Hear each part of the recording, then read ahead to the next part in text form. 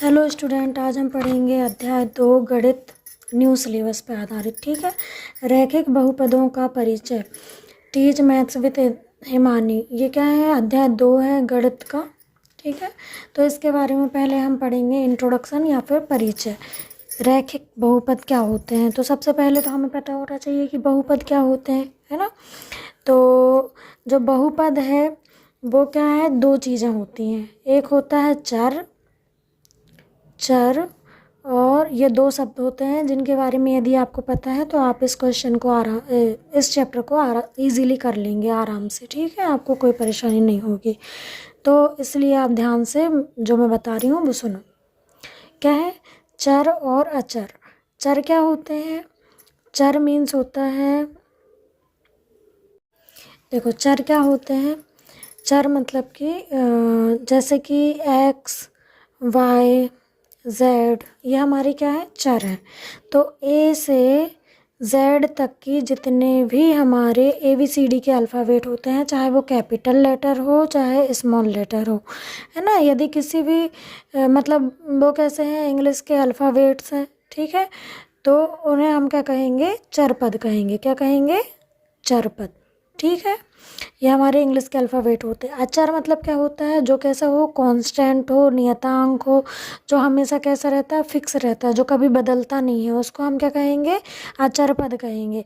अचर मतलब कि 1, 2, 3, मतलब कि कोई भी नंबर आ सकता है सर अचर पद में। 1, 2, 3, 4, 5, 6, 7, 8, 9, 10 कुछ भी आ सकता है। ठीक है, इन्फिनिटी तक कोई भी नंबर आ सकता है, तो वो हमारा क्या होगा?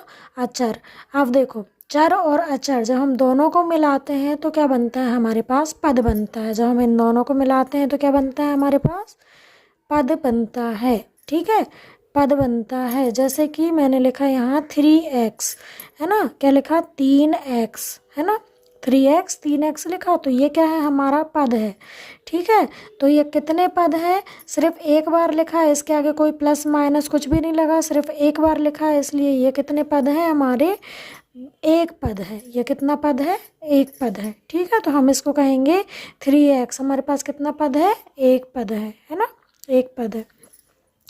अब दूसरा, जैसे कि यदि देखो ये हमारा एक पद हो गया, तो इसको हम क्या कहेंगे? एक पदी। क्या कहेंगे? एक पदी, है ना। अब द्विपदी क्या होता है? द्विपदी मतलब कि नाम से ही समझ में आ रहा है, द्वि मतलब दो, जिसमें दो पद हों। तो हमने लिख लिया x प्लस वाई, तो ये दोनों देखो दो पद हो गए। अब यहाँ पे x और y, दोनों के बीच में धन का साइन लग गया ना, धन लग गया ना, इसलिए ये कितने पद हो गए? अब दो पद हो गए, तो इसको हम द्विपदी कहेंगे। ऐसे ही होगा त्रिपदी, ऐसे ही क्या होगा? त्रिपदी होगा। तो इसमें एक्स, वाई और जेड भी जुड़ सकता है, या फिर इसके अलावा कोई भी यहाँ पे अंक कुछ भी आ सकते हैं। ठीक है, तो लेकिन ये 3 बार लिखे होना चाहिए, धन लगा के, प्लस माइनस कुछ भी लगा के। ठीक है, लेकिन गुणा नहीं लग सकता। यदि प्लस लगा है और माइनस लगा है तो वो हमारे क्या होंगे? 3 पद काउंट करने में, गिनने में 3 पद आ रहे हैं, 1, 2, 3, तो ये हमारे त्रिपदी है। 2 पद आ रहे हैं तो द्विपदी है, एक ही पद है तो एक पदी है। ठीक है, इतना समझ आ गया। अब इसके बाद देखो, ये अब जैसे एक पदी, द्विपदी, त्रिपदी है, वैसे ही बहुत सारे, अब जैसे चतुर्थ पदी भी हो सकता है। चतुर्थ पदी मतलब कि जिसमें 4 पद हो। पंचम पदी जिसमें 5 पद हो, है ना। अब हम बहुत सारे पद होंगे तो उसको ऐसे तो पढ़ेंगे कि नहीं कि चतुर्थ पंचम, तो इसको हम एक शॉर्ट नाम देते हैं जिसको हम बोलते हैं बहुपद। क्या बोलते हैं? बहुपद। अब बहु का मतलब क्या होता है? जो बहुत सारे हैं उसको हम बहुपद कहते हैं, है ना। बहुत सारे होंगे तो वो क्या हो जाएंगे? बहुपद हो जाएंगे। जैसे कि x plus Y plus Z plus T. अब यहाँ पे देखो, ये 1, 2, 3, 3 से ज़्यादा है ना, तो 3 से ज़्यादा यदि कोई टर्म आ रही है तो वो हमारी क्या होती है? बहुपद होती है। ठीक है, वो क्या होती है? हमारी बहुपद होती है। अब ये चीज़ हमें समझ आ गई। अब हमें पढ़ना क्या है? किसके बारे में पढ़ना है? रैखिक बहुपद के बारे में। रैखिक, रैखिक मतलब क्या हो गया? लीनियर। रैखिक मतलब कि जिसकी घात कितनी हो? सिर्फ कितनी हो? एक हो, वो क्या होता है? हमारा रैखिक। अब हम क्या पढ़ने वाले हैं? रैखिक बहुपद। तो रैखिक बहुपद की घात हमेशा कितनी होती है? एक होती है। कितनी घात होती है? एक घात होती है रैखिक बहुपद की। ठीक है, तो यहाँ पे देखो रैखिक बहुपद दिख रहे हैं क्या आपको? यहाँ पे देखो 3x, इसकी घात कितनी है, कुछ नहीं है तो 1 है। ऐसे ही यहाँ पे x की घात कुछ नहीं है मतलब 1 है, y की घात कुछ नहीं है मतलब 1 है। ये भी रैखिक है, ये भी रैखिक है। अब इसमें पद कितने भी हो सकते हैं, है ना, 1 भी हो सकता है, 2 भी हो सकते हैं, 3 भी हो सकते हैं, या अनंत भी हो सकते हैं। तो वो हमारा क्या कैसा बहुपद हो गया, रैखिक बहुपद हो गया। जैसे एक रैखिक बहुपद हो गया x plus a plus v plus z।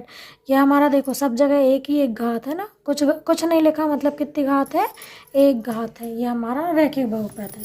ठीक है, अब हम ऐसे ही होता है, ये हमारा है एक घाती, है ना, एक घाती, इसको हम एक घाती भी कहते हैं। क्या कहते हैं, एक घाती। ऐसे ही होता है द्विघाती, द्विघाती बहुपद, जिसको हम और क्या कहते हैं, क्वाड्रेटिक बोलते हैं इंग्लिश में, है ना, द्विघाती बहुपद। तो द्विघाती मतलब जिसकी घात कितनी हो जाए, 2 हो जाए। तो कहीं भी 2 घात हो सकती है, चाहे बीच में या आगे।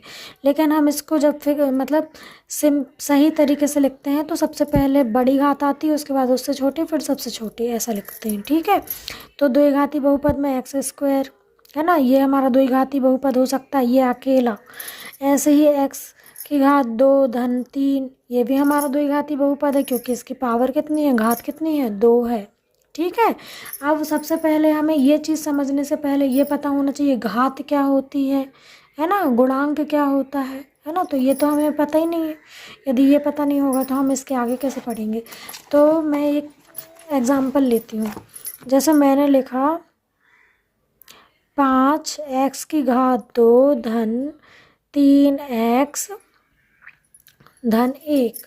अब देखो, अभी मैंने आपको बताया था जो भी क्या होते हैं, संख्याएं होती हैं, संख्याएं होती वो कैसी होती हैं, अचर होती हैं। जो भी संख्याएं होती वो क्या होती है, अचर होती है। और जो अल्फ़ाबेट होते हैं ए से जेड तक के, वो क्या होते हैं, चर होते हैं। ठीक है, तो यहाँ पे देखो आपको संख्याएं कौन कौन सी दिख रही हैं, 1 3 5 संख्याएं दिख रही हैं। तो 1 3 5 क्या है, हमारे अचर पद हैं, अचर पद हैं ये, है ना, अचर पद है। तो हम इनको बोल सकते हैं कि ये अचर पद है। ऐसे ही x लिखा है, तो यहाँ पे वेरिएबल क्या है, वेरिएबल मतलब कि हमारा चर पद क्या है, x है। x क्या है, हमारा चर है ना।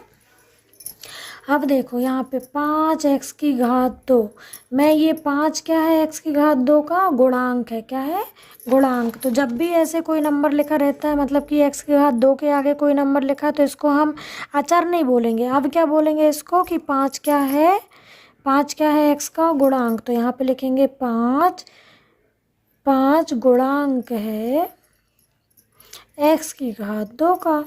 या फिर ऐसा लिख सकते, x की घात 2 का गुणांक क्या है, 5 है। ठीक है, अब ऐसे ही हम यहाँ पे हमने एक उदाहरण लिया था 3x, है ना, 3x। तो इसी को फिर से देखो, 3x लिखा हमने, तो यहाँ x का गुणांक यदि मैं पूछूंगी तो क्या बताओगे आप, x का गुणांक क्या है, यहाँ पे x का गुणांक क्या है, यहाँ पे 3 है। क्या है, x का गुणांक 3 है। ठीक है, अब आपको समझ आ गया। अब इसमें देखो एक चीज़ और दिख रही है, हमने गुणांक तो समझ लिया, लेकिन इसकी घात कितनी है, 2 है। अब जैसे कि यहाँ पे मैंने लिखा 5x की घात 2, तो ये जो ऊपर लगी है इसको हम क्या पढ़ते हैं, घात पढ़ते हैं। क्या पढ़ते हैं, घात, है ना। घातें कितनी भी हो सकती है, 1 भी हो सकती है, 2 3 4 5 6 अनंत तक हो सकती है। ठीक है, अब लेकिन हम अभी सिर्फ कितनी घातें पढ़ेंगे, घात 1 पढ़ेंगे, 2 पढ़ेंगे और 3 पढ़ेंगे। ठीक है, तो ये हमारी द्विघाती हो गई। यदि 2 घात है तो इसको हम क्या कहेंगे, द्विघाती समीकरण। यदि इसी तरीके से हमने कोई इक्वेशन लिखा 3x की घात 3, मतलब समीकरण, है ना, समीकरण। तो 3x की घात 3 2y धन z, इधर स्क्वायर लगा दिया। तो इधर पे x की घात 3, है ना, का गुणांक क्या है, क्या बताओगे आप लोग, 3 है। इधर सबसे बड़ी घात क्या है, सबसे बड़ी घात क्या है,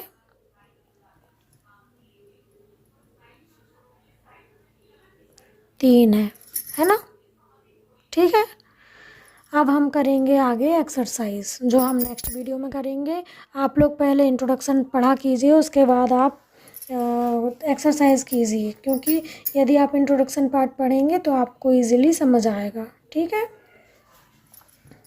ये और आपको मेरा पढ़ाना अच्छा लग रहा है तो अपने दोस्तों के साथ मेरी वीडियोस को शेयर करो। और ये रहा पूरा क्वेश्चन, इसको स्क्रीनशॉट आप लोग ले सकते हैं और अपने दोस्तों के साथ शेयर करो और मुझे सपोर्ट करो ताकि मैं आपको सपोर्ट करूं, है ना।